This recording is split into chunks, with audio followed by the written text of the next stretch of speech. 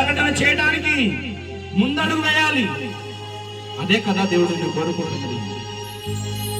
ఇంతసేపు కనబడి అంకెలోని మాయమైపోయి ఆవిరి వంటి బ్రతుకులు అన్నామనై, ఆవిరి వంటి బ్రతుకులు అయ్యామనై ఒక్కసారి గమనిస్తావని, ఒక్కసారి ఆయన వైపు తిరుగుతావని, ఆయనలో నీవు జీవిస్తావని.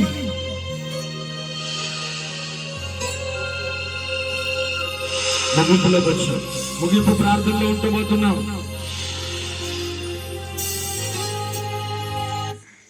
మహాపరిశుద్ధమైన ప్రేమగల తండ్రి, మీ పరిశుద్ధమైన ఉన్నతమైన శ్రేష్టమైన నామానికి కృతజ్ఞతలు. 10 మంది కుష్ఠరోగులు చూపించావు, అందులో ఒక్కడే నీ యందు భయభక్తి కలిగి జీవించాడు. దేవుడే నన్ను కాపాడాడన్న విశ్వాసం, కృతజ్ఞత మర్చిపోలేదు. మరి ఆ 9 మందిలా మేము ఉన్నామా? ఆ ఒక్కనిలా మేము ఉన్నామా? మమ్మల్ని మేము పరీక్షించుకునే భాగ్యం ఈ రాత్రి మా హృదయాలను మీరు తట్టండి తండ్రి. నీ కృప చూపించమని ప్రార్థన చేస్తున్నాం. అదేవిధంగా నాయన, ఈ రాత్రి మరొకసారి నువ్వు నా పట్ల చేసిన మేలులకు నేను ఏం చెల్లించాలి అని భక్తులు అడిగాడు. వేలాది పొట్టేళ్ళు నీ అన్నా, వేడాది దూడలనా పొట్టేళ్ళనా అని అడిగినప్పుడు తండ్రి, నేను నుంచి కోరుకుంటున్నది న్యాయమే, ప్రేమ, దీనత్వము, తగ్గింపు. ఇవి మీరు అడుగుతున్నారు నాయన.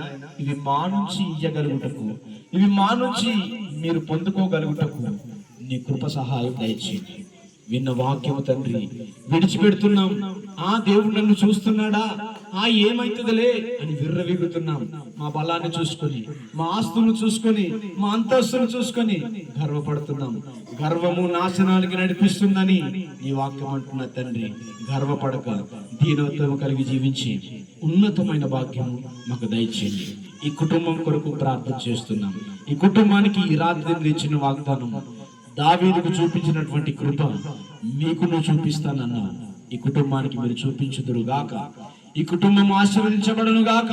ఈ కుటుంబం వర్ధిల్లును గాక. ఈ కుటుంబం మారు మనసు పొందును గాక.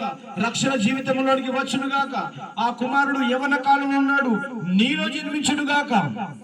అట్టి కృపా భాగ్యం ప్రతి వారికి మీరు దయచేయమని, తోడుండమని, ఈ ఆరాధనలో పాల్పొందిన ప్రతి వారిని మీరు జ్ఞాపకం చేసుకోండి.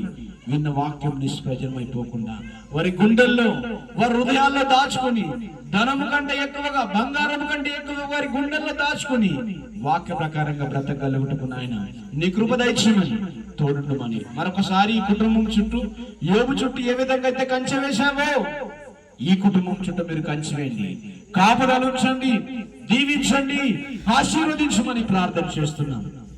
మీకే సమస్త మహిమ ఘనత ప్రభావాలు చెల్లిస్తూ మరొకసారి ఇలాంటి కుటుంబంగా నీ సన్నిధిలో కూడి ఉన్నతమైన భాగ్యం అందరికి దయచేయమని, ఈ ఆరాధనలో పాల్పొందిన ప్రతి వారిని దీవించి ఆశీర్వదించమని, ఈ కుటుంబానికి రావాల్సిన మెండైన దీవెనలు మీరు అనుగ్రహించమని, యేసుక్రీస్తు వారి అతి పరిశుద్ధమైన నామములు ఈ ప్రార్థన మనవులు సమర్పిస్తూ బ్రతిమలాడుతూ అడిగి వేడుకొని పొందుకొనుంటున్నాం పరమ తండ్రి. ఆమేన్, ఆమేన్. తండ్రి అయిన దేవుని ప్రేమ, కుమారుడైన యేసుక్రీస్తు వారి కృప, పరిశుద్ధాత్మ దేవుని అన్యున్న సహవాసం ఇప్పుడు ఎల్లప్పుడూ సదాకాలము ఈ కుటుంబానికి, ఈ కుటుంబంలో ఉన్న వారి ప్రతి వారికి, సంఘమునకును, సంఘ బిడ్డలకును, దైవదాసుని సదాకాలము తోడు నీడను గాక. ఆమేన్, ఆమేన్, ఆమేన్. అందరికి వందనాలు. ఒకరికొకరు వందనాలు చెప్పుకోండి, ఒకరికొకరు చేయగలుపుకోండి. దేవుడు మనల్ని